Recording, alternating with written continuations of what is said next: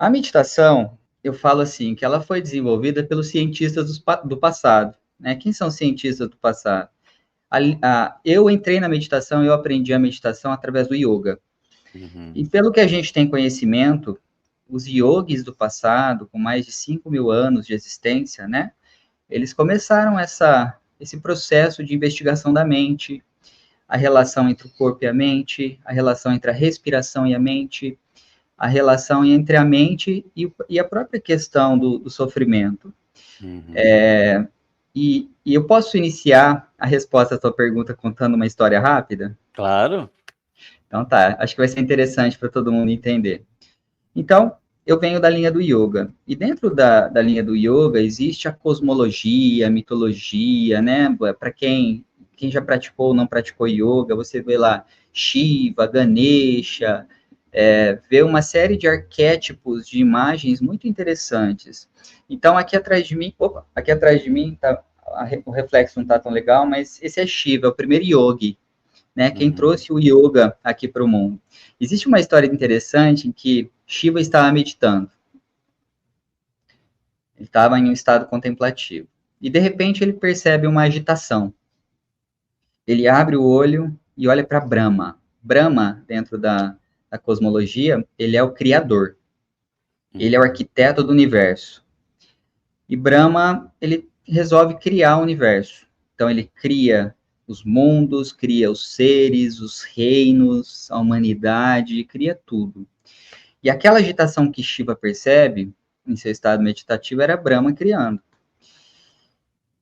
E Brahma, ele é caracterizado com 4 cabeças. Só que ele termina a criação, ele fica tão, por que 4 cabeças? Porque ele queria tomar conta de tudo aquilo que ele criou. Então ele precisava de mais cabeças, mais olhos para olhar para a criação. Uhum. E aí ele põe uma quinta cabeça aqui em cima, que não servia para nada, somente como uma coroa para eu sou o rei do universo. Olha que maravilha que eu criei.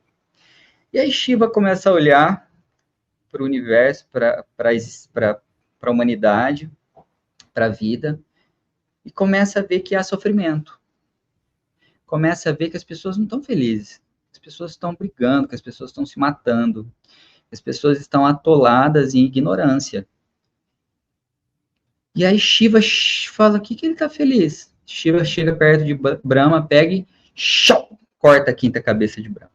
Brahma fica chocado com o ato de Shiva, olha para Shiva e fala, por que você cortou a minha cabeça? Shiva fala, por que você está tão feliz com a criação que você fez? O universo está em sofrimento, por que você está comemorando? Olha lá, olha para o sofrimento. E aí Brahma respira profundo, olha para Shiva e diz, mas eu não criei o sofrimento. Shiva olha e pergunta, como assim? E Brahma fala, eu dei a mente para os seres como uma ferramenta de livre arbítrio para criar sofrimento ou alegria. Sofrimento sem fim ou alegria sem fim. E esse sofrimento que você está enxergando no universo, as pessoas em sofrimento, é uma escolha literalmente delas, né? da mente delas, do livre-arbítrio, da ferramenta que eu dei para elas realizarem essa escolha. Então, moral da história. Moral da história. É uma história interessante para ilustrar o sofrimento. Uhum. Nós temos uma ferramenta aqui. E essa ferramenta, ela nos dá a possibilidade de exercer, assim, o valor máximo que eu considero, assim, o valor máximo no universo, que é respeitado tanto por deuses, quanto por seres humanos, quanto por qualquer tipo de lei nesse universo, que é a lei do livre-arbítrio.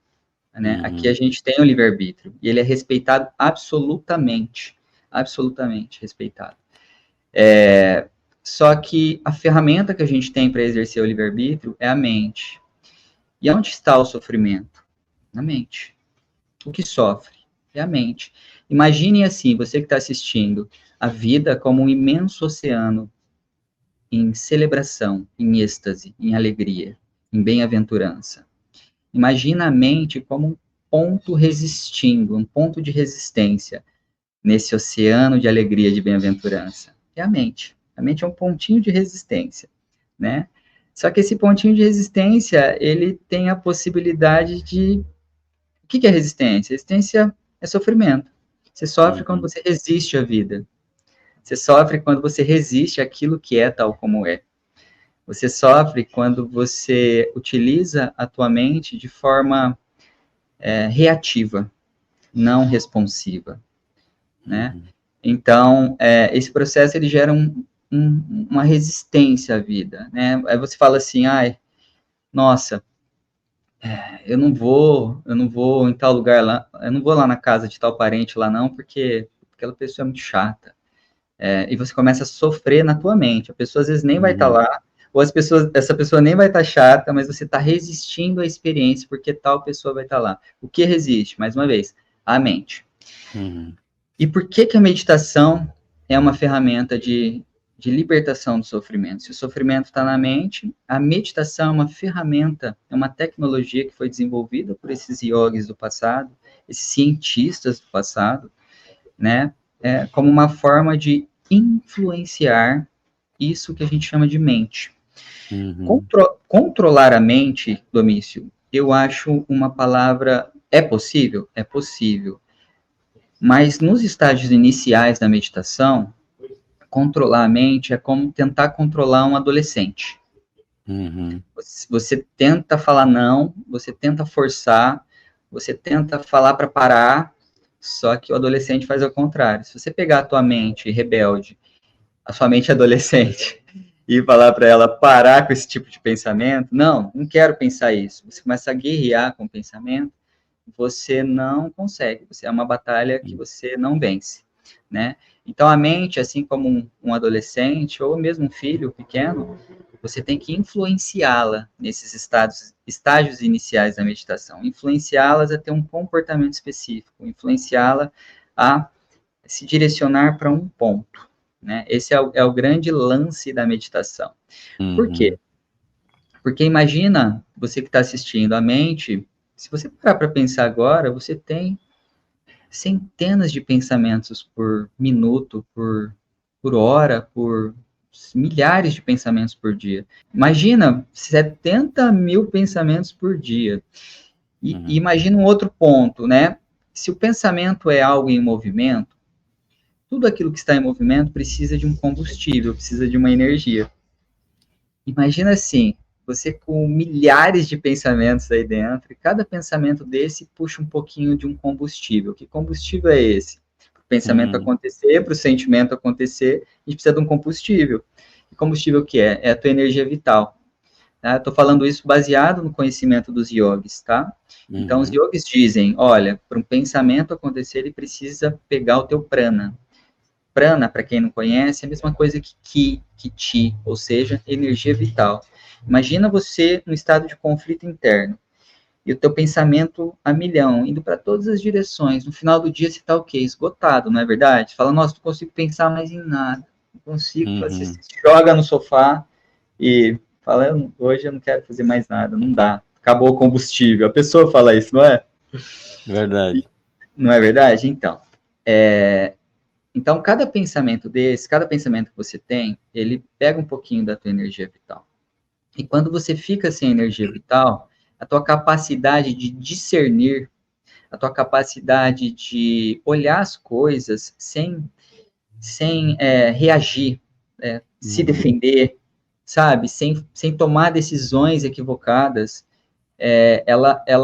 quando você está sem essa energia, essa capacidade ela não existe. Você não tem combustível para digerir algo que alguém te fala, para digerir um desafio que te chega, entende? Então, o que a meditação vai fazer? A meditação vai pegar, ó, imagina aqui, ó, minha mão, são os raios da tua mente puxando a tua energia vital para muitas direções, para fora, para dentro, para todas as direções.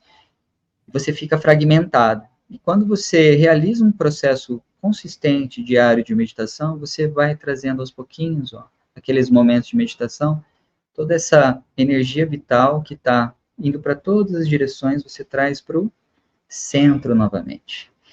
E quando você traz para o centro essa energia vital, é aquilo que a gente chama de estado de presença. Ó, estou presente. O que está presente? Literalmente, tua energia, tua atenção está presente no teu corpo. Você realmente está aqui agora, porque a tua energia está aqui agora. Onde está uma pessoa? Onde está a energia dela? Está no passado, está no futuro, está no julgamento sobre quem sou eu, sobre quem é você, né? Então, a meditação, ela traz a energia para o centro, ela vai poupar energia. Quando eu estou com energia vital, quando estou no estado de presença, eu fico menos reativo. Se eu fico menos reativo, eu fico mais responsivo. Então, eu vou responder a uma situação difícil, ao invés de reagir. E aqui entra yoga, uma definição de yoga que tem na Bhagavad Gita, que é uma escritura milenar do yoga, diz assim, yoga é perfeição na ação. É ação com perfeição. O que é uma ação perfeita? É uma ação responsiva, não reativa. Né? Aqui você já está vendo, ó. Aqui eu já estou. Se eu começo a viver a minha vida de forma mais responsiva, o sofrimento que eu causo para mim e para os outros, ele já reduz assim drasticamente, absurdamente. Tá? Esse é um aspecto do porquê a meditação é um caminho para a libertação do sofrimento.